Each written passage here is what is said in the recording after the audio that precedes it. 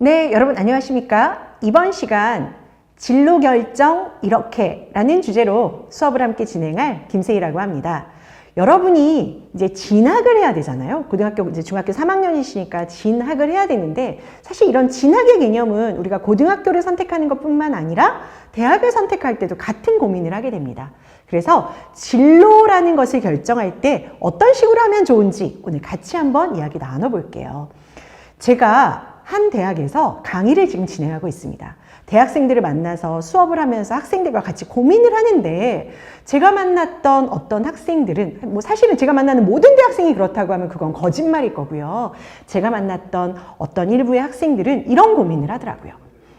한 친구는 법학과 친구예요. 근데 그 법학과 친구 지금 화면 보이시죠, 여러분? 뭐라고 썼냐? 포스트잇에다가 자기의 고민을 썼는데, 선생님, 저는 잘하는 것도 없고요.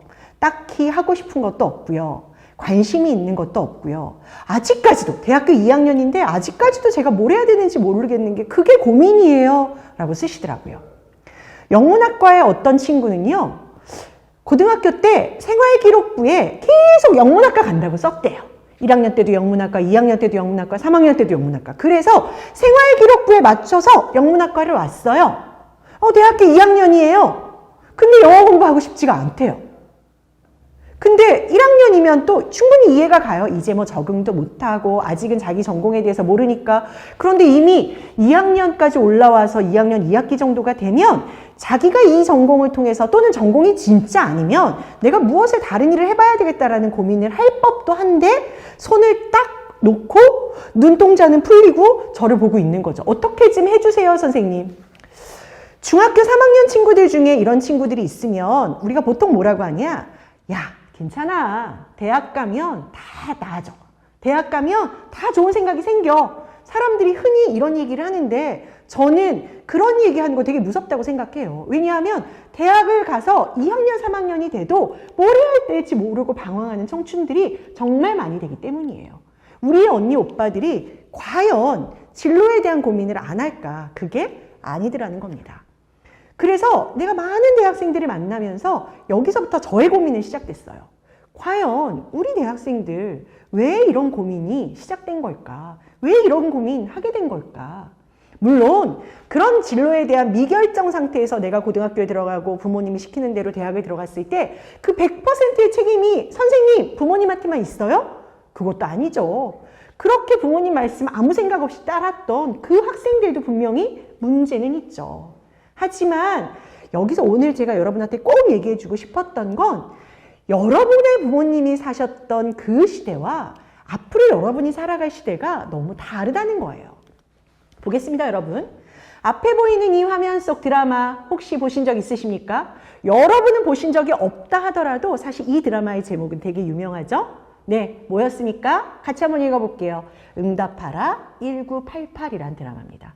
저 드라마에 보면 진짜 우리가, 여러분 같은 친구들이 보기에는 진짜 신기반기한 물건들이 엄청 많아요. 손가락 집어넣고 동그라미 돌려갖고 전화 거는 것도 나오고요. 핸드폰이 어딨어요. 예, 이따만큼 두꺼운 전화번호 책 찾아갖고 짜장면집 전화번호 찾던 그 시절에 우리 부모님들은 어땠어요? 고등학생이고 대학생이었어요.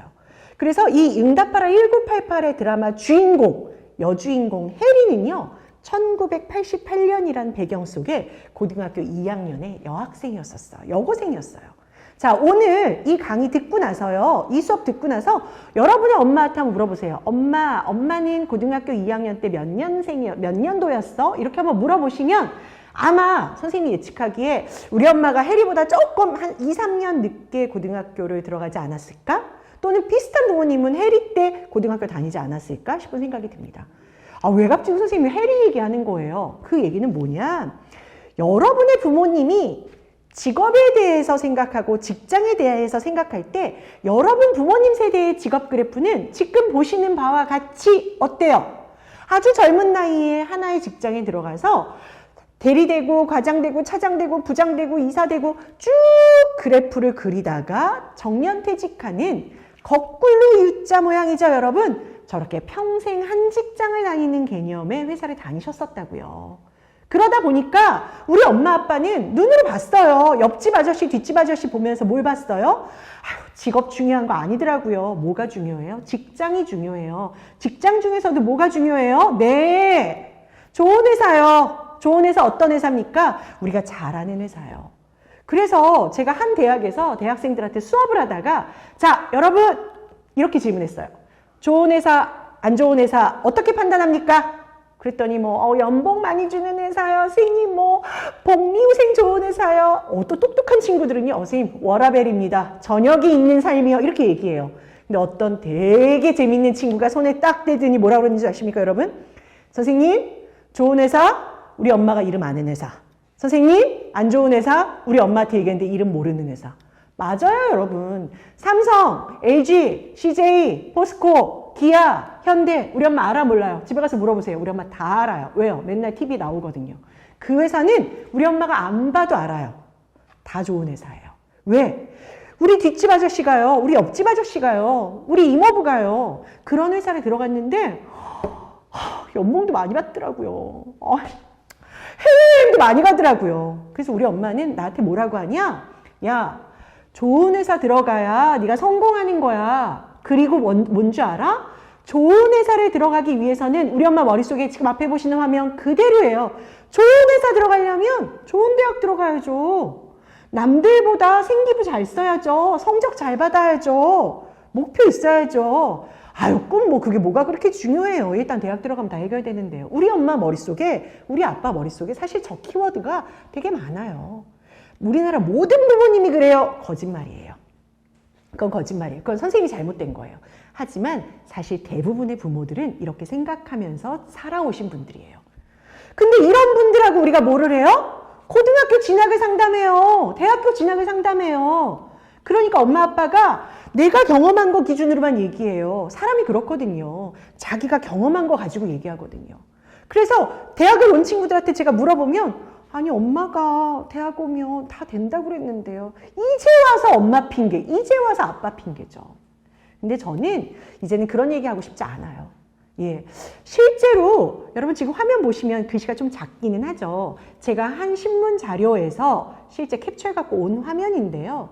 지난 20년간 2000년대부터 2020년 최근까지 우리나라의 대기업 중에 대기업에서 여전히 대기업으로 유지하는 회사, 대기업군에서 탈락한 회사, 대기업에서 다 해체돼서 지금은 나달나달 딴 회사 된 회사들. 여러분 지금 리스트 보세요. 자, 그냥 이름 잘 안 보여도요. 전체 한 30개 회사 중에서요. 빨간색으로 표시된 회사들이 뭐예요? 지금은 더 이상 대기업 아닌 회사들이에요. 파란색으로 표시된 회사들은요. 예전엔 대기업이었는데 이젠 대기업에서 빠진 회사들이에요. 다시 말하면 뭐예요?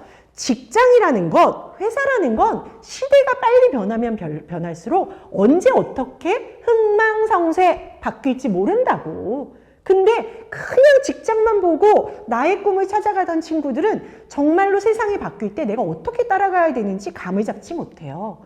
그럼 오늘 저는 여러분한테 뭐라고 얘기해 주고 싶냐?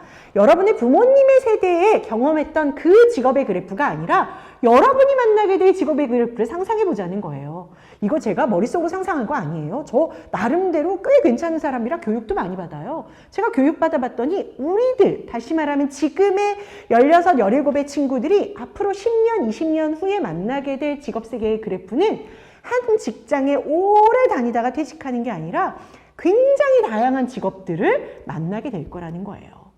물리치료사, 직업 1로 물리치료사를 하다가 직업 2에서 서비스 판매원이 될 수도 있고 직업 3에서 파티시가 될 수도 있다는 뜻이에요.